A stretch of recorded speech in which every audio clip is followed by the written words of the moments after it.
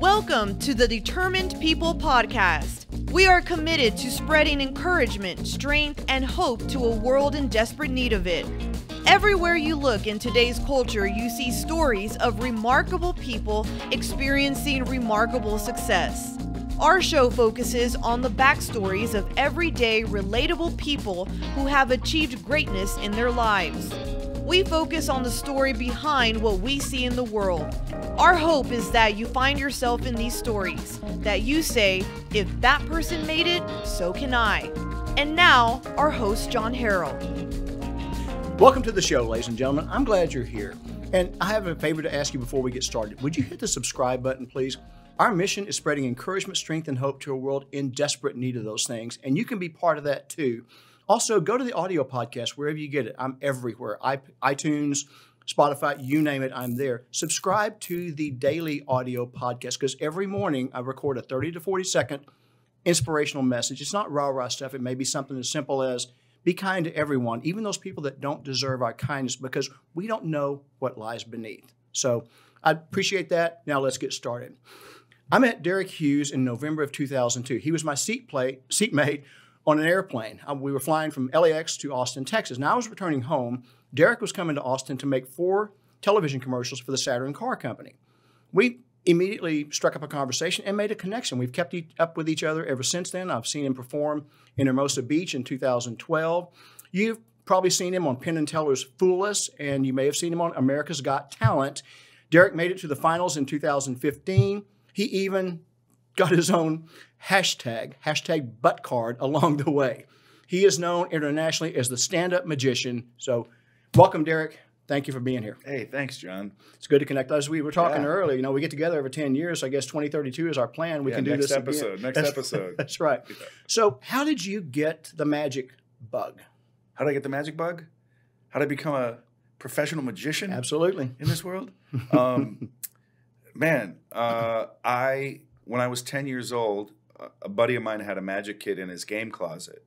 This is in Roseville, Minnesota.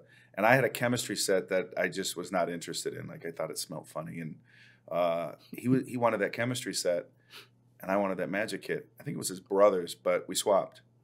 And it was pristine, basically unopened. And later that year, I was born with an atrial septal defect, a hole in my heart.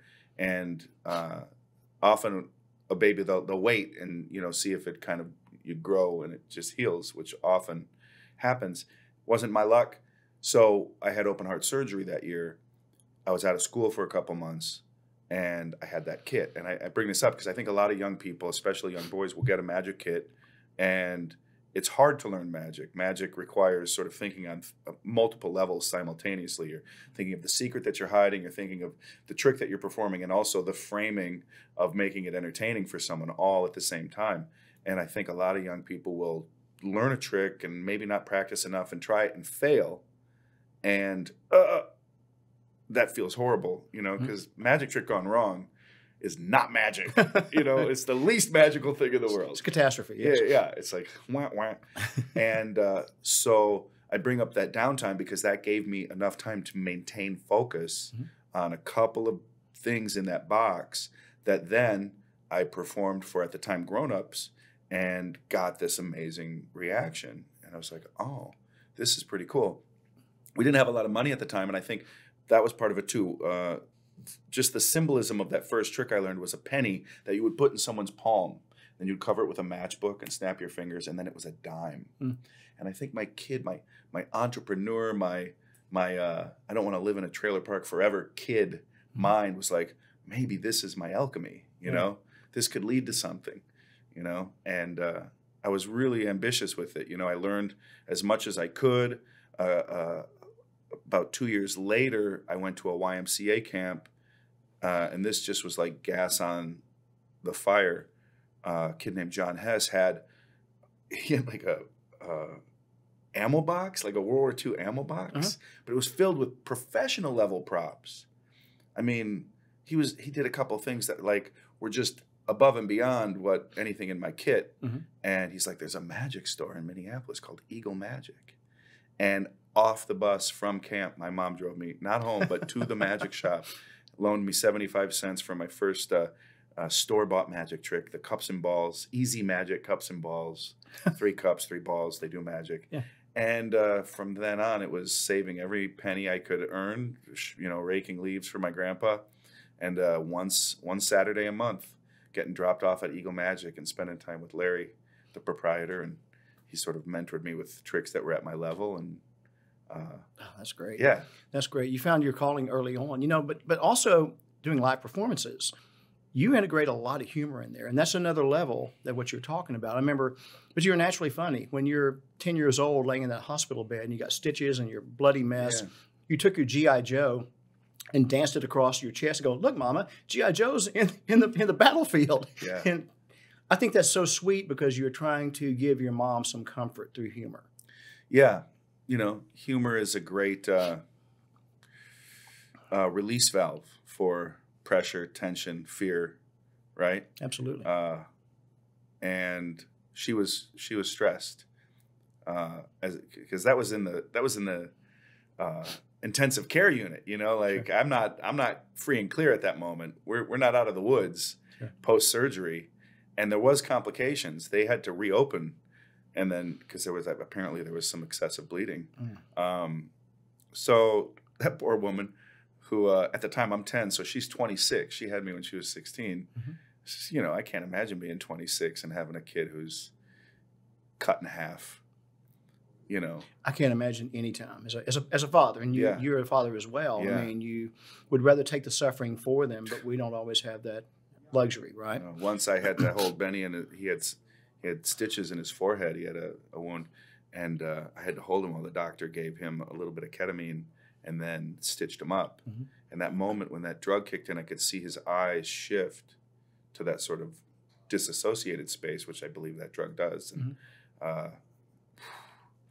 heavy moment. Plus, with this area of the body, there's a lot of vascularity up there, so there's tons of blood, which is even more traumatic, right? For you and your wife. Yes. I was writing, so this was pre-America's Got Talent, and that day that accident happened, I was working for a handful of weeks writing for a great magician named Matt Franco. He won America's Got Talent the year before I did it, and had invited me. He knew I had done a lot of consulting for Magic on TV, and asked if I would help him write. He got a deal to do a big special for NBC. So we were in Burbank with all these note cards on the wall and talking magic. And I'd showed up to the office early when I got the text from Charlene that she was heading to the ER. And I had to skip out on work that day.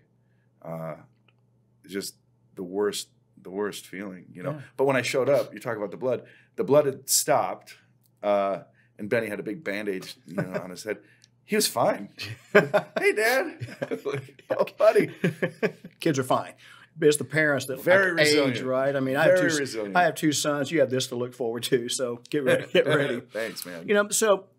And as we were talking before, I mean, I don't know your mom, but I am her number one fan. You have a rock star mom. She had you at 16, as you said. You didn't have your dad involved in your life, and so she was it. She was your rock, but she was your fiercest advocate. I read something where sometimes people would say, well, you said, what are you going to do? I'm going to be a magician. What are you really going to do with your life? And she said, don't you dare take my son's passion away from him. That's a special kind of person to do that because she wants you to be successful. And magic is, entertainment is up and down, right? So I am forming the fan club for her. What I love was she snuck you into, as a teenager, a club called the Rib Tickler. Yeah. Is that Midwestern or what? Actually, it sounds kind of West Texas, to tell you the truth. And you were out clubbing with your mom as a young teenager. How did that go for you? I mean, tell us about that. The Rib Tickler was a fantastic resource for a young magician in Minneapolis. A man named David Woods called Mike Lacey, the owner of the Comedy and Magic Club in Hermosa Beach, which had been a historic club. It's where Harry Anderson shot his TV specials. Jay Leno would do his monologues for The Tonight Show every Sunday. But it was a comedy magic club, the Comedy and Magic Club. So there was a headline magician, headline comics. And David Woods said, hey, Mike, can I open your club in the Midwest? No competition there. So he did, and it was he modeled it completely on this club in Hermosa. And so every week there was stand-up comics and stand-up magicians, magicians on stage performing. And so I would beg her to bring me to the, it was a grown-up club, and back then in the 80s, everyone's smoking in the clubs and stuff. But I would sit up front alone, and she would grab a seat in the back. And I saw as many shows as she would possibly take me to. And it was just absolutely inspiring. It was like, clearly it had an effect on me because I mashed stand-up comedy and magic together into an experience for my audience. And so I think seeing those just first class, like Jake Johansson live doing stand-up right next to Christopher Hart, doing incredible things with a piece of sheet music. But I mean, you're like a sponge, a kid sitting on the front row watching these incredible talents. But it's forming your brain to continue to feed that creative side. What a great mom, though, to do that, right? Well, yeah. And the most important element of that experience, you say feeding my brain, it's giving me a picture of what success looks like. So then I can hold that picture in my mind and project myself onto that stage, right? Yes. And years later, the rib tickler no longer exists, but the space exists as the premier comedy club in the Midwest. It's called Acme Comedy Company now. And I headline there once a year minimum, and it's my home club. It's where I go on Tuesday nights to work out new material. It's just amazing. Like, it's never lost on me when I step into a spotlight that I once dreamed of stepping into. Wow. That's awesome. It's such a blessing. That is a blessing, yes. So would you describe for us the evolution of, and I don't like to call what you do a magic trick, because it's not a trick, it's a magic experience. It's a totally immersive experience. Describe the evolution of a magic experience, from like the idea to creating it, writing the comedy dialogue that you put along with it. Yeah. How does that happen? The creation of a new magic trick. How do you get a new magic trick into a show? It's been challenging as a working professional because I've developed an hour-long show that's very tight. It's like a row of dominoes, really. It may seem improvised at times or haphazard, but there's things that are set up early that pay off later, and it becomes hard to find space to put a new thing in, maybe. And so there's ideas. There's no one straight path. It can be the idea of a framing, like, oh, I would like to. That's a fun theatrical idea. It would be fun to make a TikTok video on stage, mid-show. So what could that be? And then sort of, I'll write ideas down, and the key is writing an idea down more than anything. Great Zig Ziglar used to say, motivational speaker who I was a big fan of, if you think it, ink it. I never heard that one. So if you get a good idea, put it down. Yeah. If you're inspired, like, oh, someday I'd like to do that. Like for him, he was into goals and stuff. Get a goal, write it down. And sometimes that's enough to kick the subconscious mind into making choices and finding resources to make it a reality. So if you get an idea, write it down. And then, finding the place. So the TikTok thing, I thought that would be funny. What could be the routine?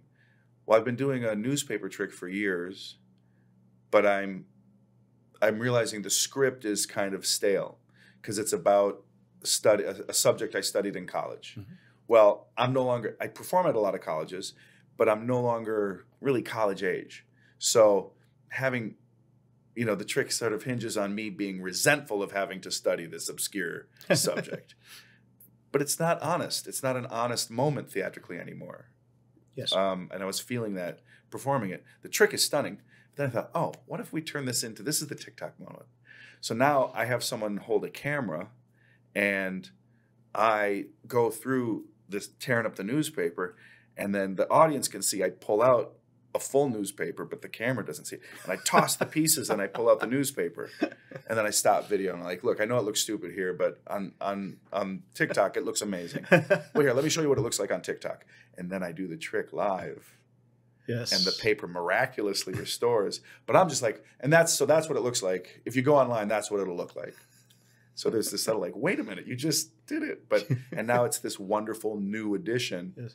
But that doesn't fully answer your question because, man, that's an old trick that I've been doing for years. But I think what you said is you write it down, let the subconscious take over.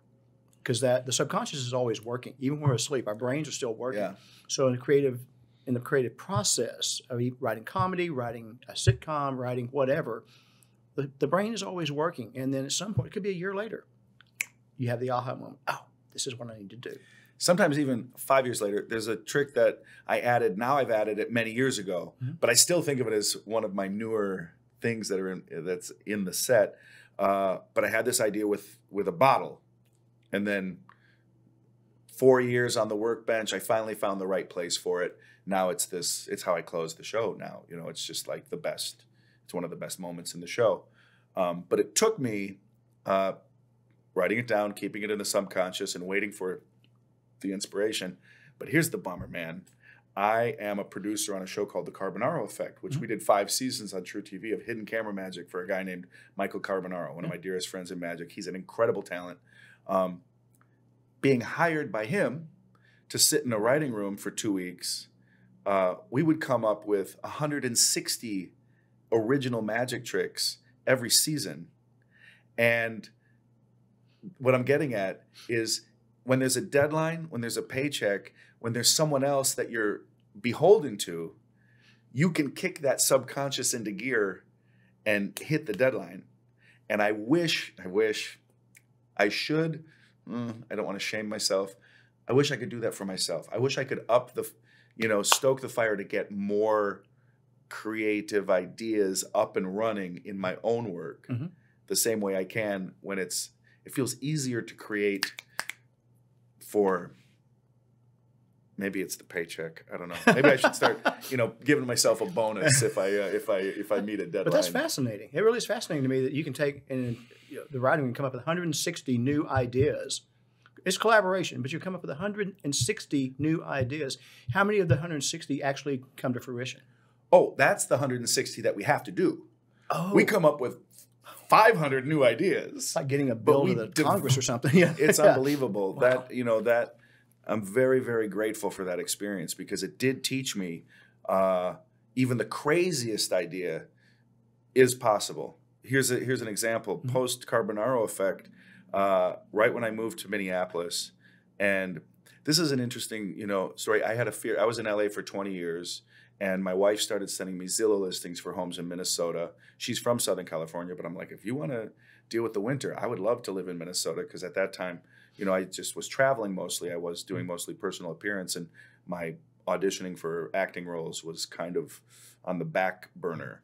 But the fear was leaving LA I might start losing out on opportunities that I would otherwise get in that city. Less than a month after closing, 2 weeks after moving our junk into the house, I got a call from an ad agency out of Colorado. Hey, we work with a apparel company. Do you think it would be possible to make underwear appear on someone without them knowing it? Now, pre-Carbonaro Effect, I would have said absolutely not. They'd have to be stooged. They'd have to be in on it. They'd have to, it'd have to be a paid actor. It wouldn't be authentic. But instead, because of my experience and us triumphing with solutions to impossible ideas, I was like, let me think about it. And I got on the phone with my buddies from the Carbonaro team, and I said, I think we can. And they financed a proof of concept. So I flew my buddies to Minneapolis. Didn't need to be in LA. We worked in Minneapolis, made a little proof of concept. They greenlit it. We ended up shooting a digital commercial for Fruit of the Loom in New York City, where we made underwear appear on people on the street. Really? And I don't. If you hunt it down, Fruit of the Loom, magic. I don't know the link, but it was such a triumph, and absolutely, oh my gosh, the power of a team, maybe that's the key. Maybe what I need to do is take some of my war chest and invest in my own work, and bring a team in to work on my show the way we did on Michael's. Yeah. to take it to your next level. Absolutely. Let's talk about America's Got Talent a little bit. Yeah. What were your expectations going in? I hated that show. I'll tell you, I didn't want to do it. First season, I'd been approached. I was like, no, I'm an artist. You know, like, I'm not going to do that. And then it was this experience working with Matt Franco, developing ideas for his NBC special, where Matt was like, and he's the sweetest guy, real genuine, and his success, I'm just so happy for him and Tiana. They're expecting a baby now. He's having a kid, which is awesome. I can't wait for him to enjoy. A real kid, not a magical. That's right. Joining that adventure. That's awesome. But he's like, you should do it. It did really good things for me, you know? And I was like, I don't know. That sneaky rascal sent video to producers. And so they started reaching out. And they kind of made it very easy for me. You know, I'm very fortunate. I didn't have to stand in any lines and do an initial audition. There was no cattle call. Mm-hmm. They made it possible for me. My very first appearance on that show was right there at the Dolby in front of the judges with cameras. And that sort of set the ball rolling. The fear of that show was, on the Carbonaro Effect, we're writing the script, we're telling the story. America's Got Talent, it's producers that are writing and developing the journey that we, the audience, get to see. And I'd seen a handful of professional performers edited in a way that made them look, you know, not look less than their true worth. Mm-hmm. And I was afraid, you know, because I'm a working professional. Like, I'm making a living doing this. I don't necessarily need the show to, you know, it's not like I'm hoping to get out of a straight job, you know, like I'm touring. Yeah. And so when I saw that first episode air and they focused on fatherhood and they made me kind of a hero, mm-hmm. I knew I was in the clear. Like, okay, I have a chance to move forward in this journey, and I'm not going to look like some schmo. Sure. I'm not going to compromise your integrity and not bastardize your performance. We actually have a clip of your first performance on America's Got Talent. Is that true? That is true. So we have it here we're going to show the audience how the butt card hashtag came to be. Fantastic. So let's watch. No two of spades. I said we make history. I said you will never forget. And I don't just do this for me. I don't do this for my boys. I do this for America.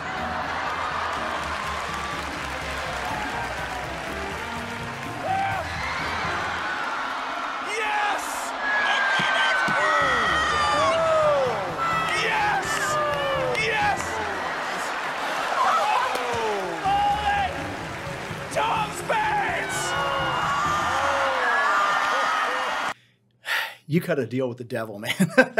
Very mature, very, very. I love it. I've sent that thing out to 100 people plus. In fact, I showed Dallas Crilly in the reception area. I showed him that before you got here today. I was like, you got to see this. This is you cut a deal with the devil. I have no idea how you could ever pull that one off, but it was just poetic. It was beautiful, and it was fun. It was funny, and it was on the edge. That was awesome. Thank you very much. It's funny, you talk about how does a routine come to be. Often it's trying an idea in a raw space, and the reaction forces you to find a way to add it into the show. That was my closer for my club set for many years. And the way it came to be, in Minneapolis, there was a midnight cabaret called Ball's Cabaret at the Southern Theater. And every Saturday at midnight, anything goes. You could do, 3 to 5 minutes, anything you want, no censorship. Mm-hmm. And I would book with Leslie, the host, time. And I would work new stuff out. I'd committed to doing a spot, and I hadn't come up with anything.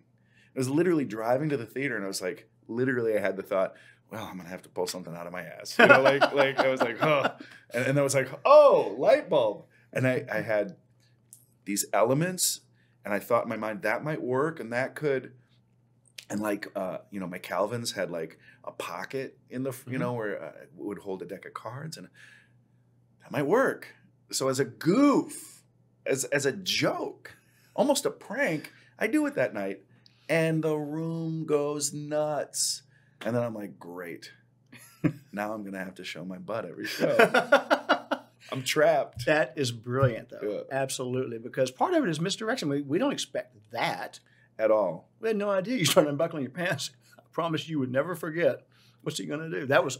What is so ironic beautiful. too is my reluctance to do a show like America's Got Talent is because as a performing artist, I feel like the contest format is sad. Like the fact that our whole culture is who's going to win? Who's going to win? You know, Ed Sullivan celebrated variety and had acts on. Would the Beatles do Ed Sullivan? It was like, you might lose, you know? Oh, the Beatles lost. They're not moving forward, you know? Yes. And so I was reluctant. That piece, which had been in my show at that point for a number of years, is a commentary on the very culture that makes America's Got Talent possible, you know? Yes. Because it's a stupid thing that I think is going to make me famous. And then, ironically, it moves me forward to the next round and helps me become a little bit more famous. That is incredible. Hey, man. That is incredible. Let's talk about your family a little bit, because you got married. You have a beautiful wife and 2 kids, 2 boys. And there they are on screen. So let me ask you this. First of all, did you really propose to your wife at the Minnesota State Fair? Without a doubt. Yeah, you know the story. I love the Minnesota State Fair, and Charlene loves the State Fair. And we always would when we were dating, when we would visit Minnesota, we'd always visit in August and go to the State Fair. And it just felt like the right place to propose. I had a ring with me. Charlene's mom was a little pushy. With no conversation, a couple years prior to proposing, she gave me her grandmother's wedding ring. Her mom. Really? I'm like, what's this? Oh, geez. Thanks, lady. You know, very in love with her daughter, though. So I had the ring. And Charlene and I we were in Venice, Italy with my folks on a cruise 2 weeks before I popped the question. I didn't propose in Venice.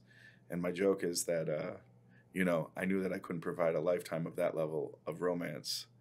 But fried cheese curds and mini donuts, that's a promise I can keep. So she was totally blown away, too. I made it like I needed to tie my shoe, and then I had the ring. And she looked down and what is that? What is that? What are you doing? You know? How did you get my grandmother's ring? She knew I had it. Okay. Yeah. All right. Yeah. Oh, my gosh. So how hard is it for you being on the road and away from your family? Well, you're asking that question in kind of a weird time, because for about 2 years, I wasn't on the road because the world shut down. Yes. And as crappy as the COVID pandemic has been on all fronts, the silver lining in my world is that from 7 to 9 and 9 to 11, my 2 boys, I got to be home with them every day, because they were home from school on the Zoom. And I worked on a virtual magic show. So if this was wood, I'd knock on it, because I feel so grateful that there was a market for what I do in that virtual space. So I actually stayed quite busy during the pandemic and was home with them. Now back on the road, it's tough. I'm on the road today. I was working the Excalibur in Vegas 2 nights ago. Tonight I'm at a college in Denton, right? Last night I'm in a hotel room on the phone with my wife and kids as my son Benny appears on America's Funniest Home Videos. He did a magic trick, but to not be in the room with him when he gets to be, a star for the night, is not the easiest thing. Yeah, and you end up missing a lot when you are on the road. You miss maybe some words they say, some achievements that they have, the interminable soccer practices and games, which you might be glad you're on the road with some of those. But let me ask you another question. You grew up without a father. How have you adjusted to being a father without having that role model? Well, still learning. No playbook. Yeah. And in a way, maybe that's a blessing, because I think some people with less than ideal parents get the wrong coding, the wrong words, So I can just project what would the ideal father do in this situation and maybe shoot for that. the roughest part is in that circumstance, I think, is the lack of a strong and really present grandfather for them, you know. Luckily, my mother married a wonderful man when I was 18, and he loves my boys, you know, without bounds. Sure. And, you know, takes Edward fishing. Edward caught his first fish with Dennis. Really? Yeah. Nice. But yeah, it's I've thought about that, you know, like how I don't know the rules, so I don't really know. I just I feel like often I think about what would I have wanted, you know, in a father. Yeah. Have you forgiven your father for not being there? I'm still in the place of really actively and you know, working through telling him to F off. Sure. I'll get to forgiveness at some point. Sure. But my process right now is sort of finding a place where I'm working on letting go of any and all expectations, because realizing that, you know, that man who I know I interact with, you know, now, but very, very intermittently. And there's no strong animosity when we're in each other's presence. I'm not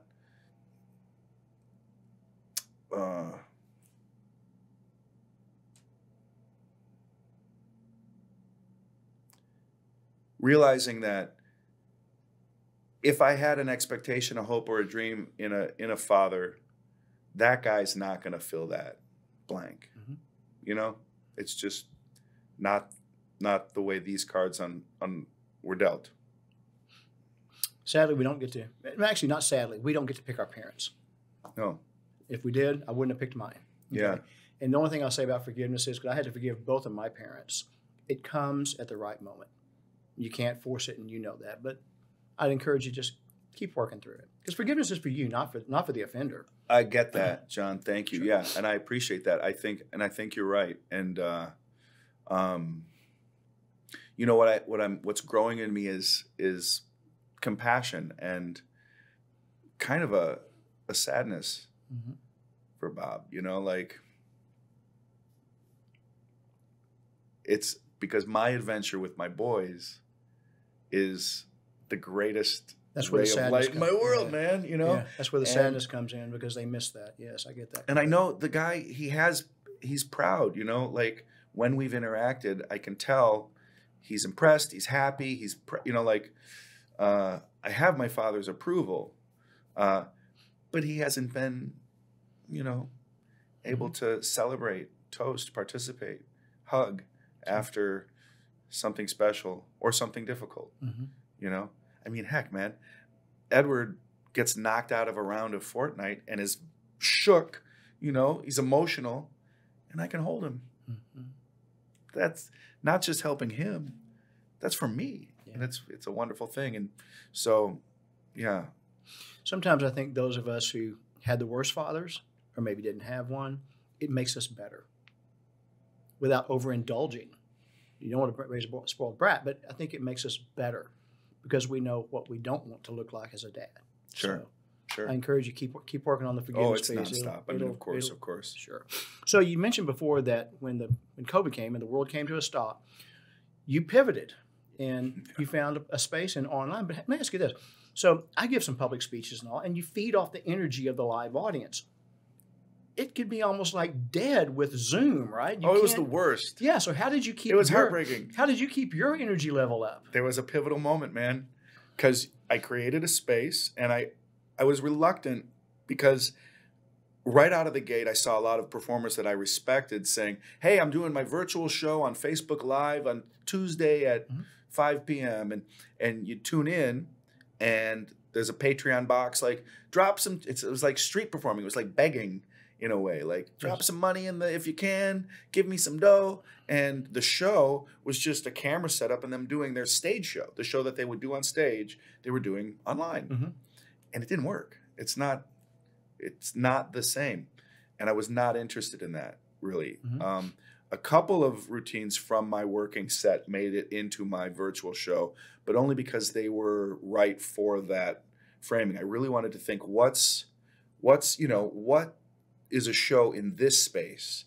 And it's much more intimate than, a stage performance. And we're also all stuck in these same circumstances. So I started thinking, like, what is this space we're in?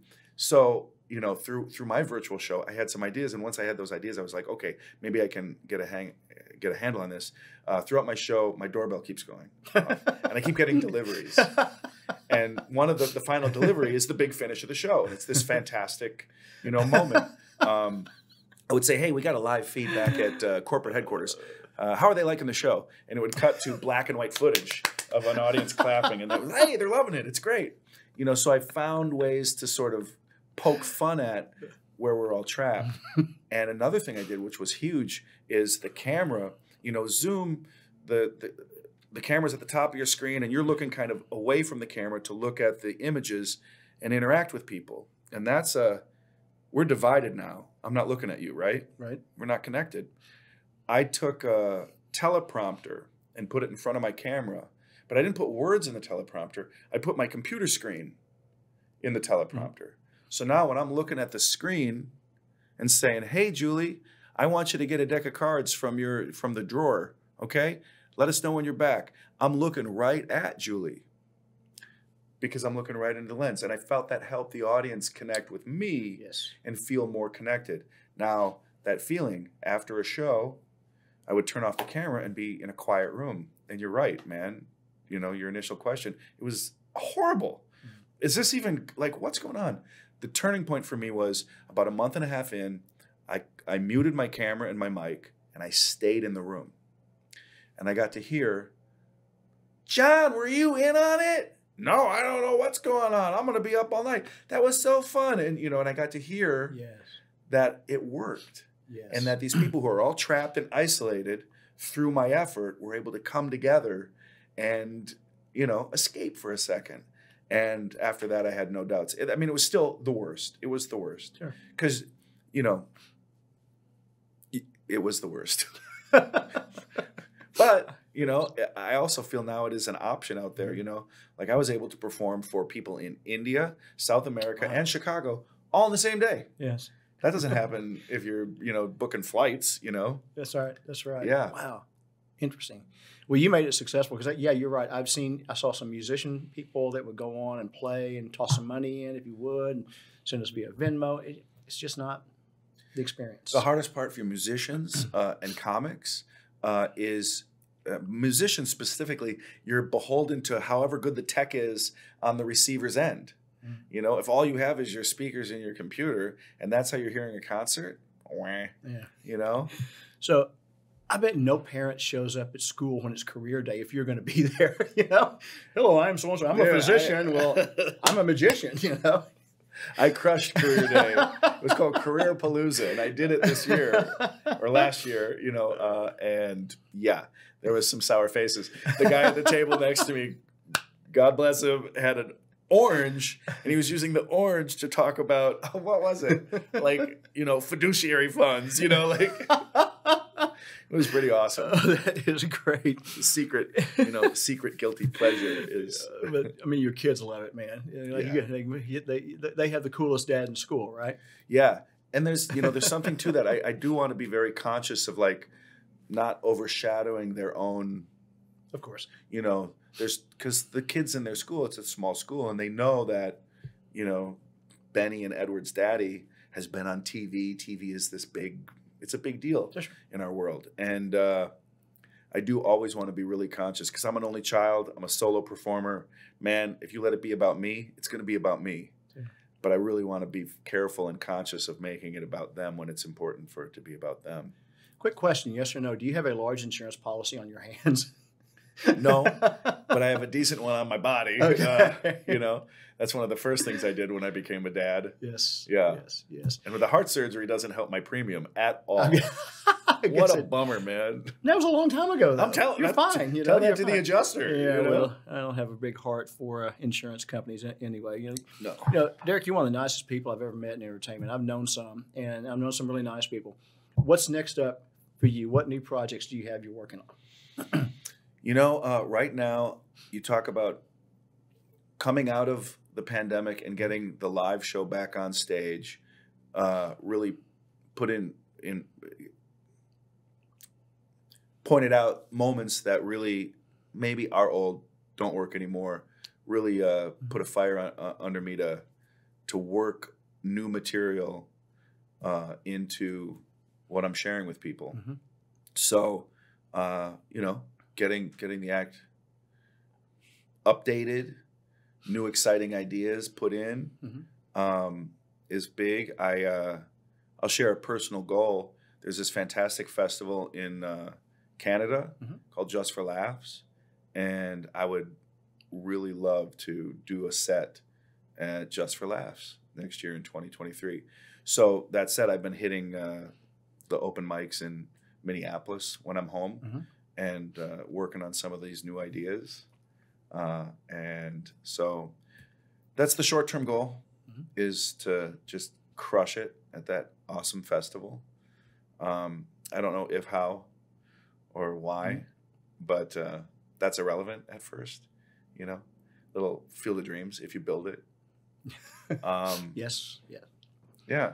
Well, you've always been a hard worker. I mean, you were out doing gigs at 13 years old, right? And daycares and nursing homes and other places. I read your mom was your chauffeur. Yeah. She was committed and dedicated, and I love it. Derek, one thing I love about the arts, and magic is an art, is that the arts unite us. I think you'll agree, we live in a divided country. And I hate that. I do too. Because we're Americans first. We're not divided by political party or anything else, but we're Americans. But what you do, I saw Aerosmith a couple of weeks ago in Las Vegas. Nobody walks out of a kick-ass magical show or a concert and goes, man, that was an awesome show. I just wish that Republican or that Democrat or that meat eater, that vegan or that gun owner or gun grabber wasn't sitting next to me. They don't know. Yeah. For a period of time, all of our worries and troubles go away, and the world is right for that period of time. Mm-hmm. So what you do unites us. And you are, I think I said this off camera, but I go back to the quote from Thoreau, which can haunt me, and that is, this is from the 1850s. Henry David Thoreau wrote, "Most men lead lives of quiet desperation and die with their song still in them. You're not going to die with your song still in you. You're showing what you were meant to do." And I can't wait to see where God takes you and your family from here, but we wish you nothing but the best. Well, thanks, John. Absolutely. Thank you again for coming on. Hey, man, I appreciate it. I love that you're doing this. This was awesome. Awesome. So I'll get you back on in 2032. Please. That's our 10-year track record, right? So hopefully before then. So you have a show to get to, so let's shut her down. That is our show for today, ladies and gentlemen. Thank you for being here. We've got Derek's website up on there. Check him out. Go to YouTube. He's got millions of views on the butt card trick you saw, but there's others there as well, which are equally entertaining. He makes Olivia Wilde's engagement ring disappear and reappear, and this one will absolutely blow your mind. So if you have an opportunity to catch Derek live, do it. You will laugh until you cry. You will pee in your pants, but you'll come away with that feeling of everything's okay. Everything is right. You will be entertained. So again, I thank Derek Hughes for taking the time to come on today. I will be back tomorrow on the audio podcast with another 30 to 40 second message of encouragement, strength, and hope. So until then, everyone, be well.